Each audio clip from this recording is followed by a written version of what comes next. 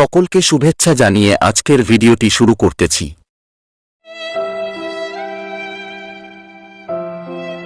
দ্বিতীয় পর্বের শুরুতে ভ্যালেরি রোমানের দিকে এগিয়ে যায় এবং হামলা করে দেয়। রোমান সতর্ক ছিল এবং ভ্যালেরির আক্রমণ ডজ করে ভ্যালেরিয়াকেই একটা ঘুষি মারে, যা দেখে ভ্যালেরি অবাক হয়। লিওর উপরেও ভ্যালেরির গুন্ডারা হামলা করছিল। লিও গুন্ডাদের সাথে মজা করছিল, জ্যাকি চ্যাংয়ের মতো কমেডি স্টাইলে ফাইট করা শুরু করে, কখনো দৌড় দেয় আবার কখনো লাফ দেয়, মানে একটা ফানি মোমেন্ট ছিল। এদিকে রোমান ভ্যালেরিকে সামলাচ্ছিল। মারামারি করতে করতে দুই বন্ধু একে অপরের কাছে চলে আসে। রোমান একটা ঘুষি লিওর কাছে আসে এবং বলে, লিও তোমার পিছনে দিকে আসছে, ওকে মারো, আমি সামনেরটাকে সামলাচ্ছি। মারামারির এক সময় লিও প্রতিপক্ষের একটা লাঠি কেড়ে নেয়, যেটা দিয়ে সে ইচ্ছা মতো ভ্যালেরির লোকদের পিটুনি দেয় আর তারা দৌড়ে পালাতে শুরু করে। লিও বলে, কিরে এখন পালাও কেন? দাঁড়া দাঁড়া, তোদের লাঠিটা নিয়ে যা, তা না হলে এটা ফেরত দিতে সময় নষ্ট হবে।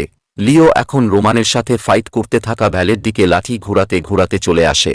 এটা দেখে ভ্যালেরি ও ভয়ে পালিয়ে যায়। অবশেষে রোমান আর লিও আবার প্রাচীন ধ্বংসাবশেষের দিকে যাত্রা শুরু করে। অপর দিকে একটা বড় গোডাউনে ভ্যালেরিয়া তার সব লোকদেরকে একত্রিত করে রোমান ও লিওর কাছ থেকে গুপ্তধন ছিনিয়ে নেবার জন্য ভ্যালেরিয়া তার বাহিনীকে বলে, আমরা এবার ওদেরকে প্রাচীন গুহায় সমাধিত করব, সবাই চলো ওকে বস। বলে সবাই হকিস্টিক, লোহার পাইপ সহ বিভিন্ন জিনিস নিয়ে নেয়। তারা বিকট শব্দে মোটরসাইকেল স্টার্ট দিয়ে যাত্রা শুরু করে। রোমান প্রাচীন আমলের জিনিসপত্র সন্ধান এবং এই বিষয়ে গবেষণা করতেন, তাই তিনি ফোন দিয়ে তাদের টিমকে ব্যাকআপ নিয়ে আসতে বলেন। তাদের লোকেশন জানান এবং মোবাইলের লোকেশন অন করে গুহার ভিতরে প্রবেশ করেন। লিও হেসে বলে, পুরা প্রস্তুতি তাহলে নিয়েই ফেলেছ? রোমান বলে, ভ্যালেরিকে উচিত শিক্ষা দেওয়ার সময় এসেছে। তারা দুজনে জোরে হাহা করে হেসে ওঠে। লিও বলে, সাবধান, একটা ফাঁদ থেকে রোমানকে টান দিলেন এবং অল্পের জন্য রোমান একটা কাঁটাযুক্ত ফাঁদ থেকে বেঁচে গেল। রোমান বলে, থ্যাঙ্কস বন্ধু। লিও বলে, আরে পাগল, বন্ধুত্বে আবার থ্যাঙ্ক ইউ কিসের? চলো এগিয়ে যাই। বলে লিও ফাঁদটা এড়িয়ে রোমানকে নিয়ে সামনে এগিয়ে যায়। কিছুই দূর যেতে অন্ধকার বাড়তে থাকে। রোমান ব্যাগ থেকে লাইটযুক্ত দুটি হেলমেট বের করে দুজনে পরে নিল। কিছুটা এগিয়ে যাওয়ার পরে লিও দেয়ালের গায়ে কুপি দেখতে পেল। পকেটে থাকা লাইটার দিয়ে কুপিগুলো জ্বালিয়ে নীল সমস্ত জায়গাটা আলোকিত হয়ে উঠল। জায়গাটা এখন অসাধারণ লাগছিল।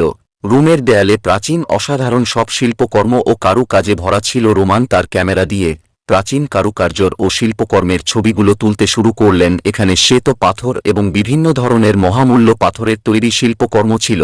রুমের একেবারে শেষ মাথায় তারা একটি সিন্দুক দেখতে পায়। লিও এগিয়ে গিয়ে সিন্দুকটা খোলার চেষ্টা করে, কিন্তু রোমান তাকে সঠিক সময় বাধা দেয়। লিও অবাক হয় এবং বলে, কি সমস্যা? রোমান বলে, এটাও একটা ফাঁদ। লিওর পাশ দিয়ে একটা তীর প্রায় তার মাথা ছুঁয়ে চলে যায়। লিও বলে, এবার তুমিও আমাকে বাঁচালে। আবারও তারা জোরে একটা অট্টহাসিলে। এবার দুই বন্ধু খুব সাবধানে গুপ্তধনের বাক্সটি খোলে এবং তার ভিতরে তারা যা দেখতে পায় তা দেখে তারা দুজনই অবাক হয়ে যায়। বক্সের ভিতর থেকে জোরালো আলো বের হচ্ছিল, যা বিভিন্ন কালারের আলোকরশ্মি ছিল। তারা তাদের চোখ বন্ধ করে ফেলে এবং পিছনে সরে আসে। লিও উল্লাস করে বলে, বন্ধু, আমরা তো মালামাল হয়ে গেলাম। রোমান বলে, আরে না বন্ধু, যতটা ভাবছ ততটাও না। লিও বলে, তোর কি মাথা খারাপ হয়েছে বন্ধু? এগুলো সব অসাধারণ এন্টিক দামি পাথর, ওই যে গল্পে শুনি হীরা মণিমুক্তা, আরে এর একটার দাম কত তুই জানিস? আমরা কোটি কোটি টাকার মালিক হয়ে যাব। রোমান বলে, হ্যাঁ তা হয়তো বিক্রি করলে অনেক দাম পাওয়া যাবে, কিন্তু এটা জনগণের সম্পদ যা সরকারের হাতে তুলে দিতে হবে। আমরা সেই ডিপার্টমেন্টেই কাজ করি। আমাদের কাজ হচ্ছে প্রাচীন সম্পদ উদ্ধার করে সরকারকে বুঝিয়ে দেওয়া, যা দিয়ে সরকার আমাদের বেতন ভাতা দিয়ে থাকে। বাকিটা জনগণ এবং দেশের কাজে ব্যবহার করা হবে। লিও হেসে বলে, আসলেই তো, আমি তো ভুলেই গিয়েছিলাম। এদিকে বাইরে বিকট শব্দে মোটরসাইকেল বহর নিয়ে ভ্যালেরি ও তার লোক চলে আসে। তারা প্রাচীন গুহাটির ভিতরে ঢুকে পড়ে এবং দ্রুত লিও এবং রোমানের উপরে হামলা করে দেয়। লিও ও রোমানও হাতের কাছে থাকা দেয়ালে জ্বালানো মশাল তুলে নেয়। এবার লিও কিন্তু তার কমেডি ছেড়ে সিরিয়াসলি ফাইট শুরু করে। এটা দেখে তো সবাই অবাক হয়ে যায়। রোমান ভ্যালেরির লোকদের সাথে তার সর্বোচ্চতা দিয়ে প্রাণপণ লড়াই করে। ভ্যালেরির লোকসংখ্যা অনেক বেশি হওয়ায় তারা পেরে উঠছিল না। একসময় তারা চারিদিক থেকে রোমানকে ঘিরে মারতে শুরু করে। বন্ধুর এই অবস্থা দেখে লিও সামনে থাকা লোকদেরকে ধাক্কা দিয়ে দৌড়ে এসে রোমানকে উদ্ধার করার চেষ্টা করে। লিও রোমানকে কিছু সময় ব্যাকআপ দেয়, কিন্তু একসময় ভ্যালেরি এবং তার লোকজনরা রোমান ও লিওকে অনেকটা আহত করে ফেলে। ভ্যালেরি বলে, তোমরা সেই আমার কথা শুনলে তোমাদের এখন এই দুর্দশা হতো না, এখন তোমরা আমার হাতে মৃত্যুর জন্য প্রস্তুত হও। রোমান বলে, আমাদের মারা তো দূরের কথা, তুমি যে অন্যায় করেছ তার শাস্তি ভোগ করার জন্য প্রস্তুত হও। ভ্যালেরি হা হা করে হেসে বলে, মরার সময় সবাই এমন আবোলতাবোল বকে তোরা এখন এখানে মরবি আর সকল গুপ্তধন আমার হয়ে যাবে। ঠিক সেই সময় পিছন থেকে এক ব্যক্তি এসে ভ্যালেরির মাথায় পিস্তলের বাট দিয়ে আঘাত করে এবং বলে, তুই কিছুই পাবি না আহম্মক, গুপ্তধন এখন আমার, আমি এখন এর মালিক। অন্ধকারে লোকটার চেহারা দেখা যাচ্ছিল না, লোকটা পিছন থেকে সামনে আসলেই রোমান বলে, আরে আপনি?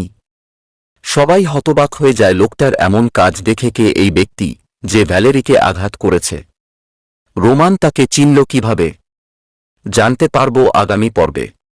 ভিডিওটি সম্পূর্ণ দেখার জন্য সবাইকে অনেক ধন্যবাদ ফ্রেন্ডস। আমাদের চ্যানেলটিকে সাবস্ক্রাইব করার অনুরোধ রইল। পরবর্তী ভিডিও দেখার জন্য আমন্ত্রণ রইল।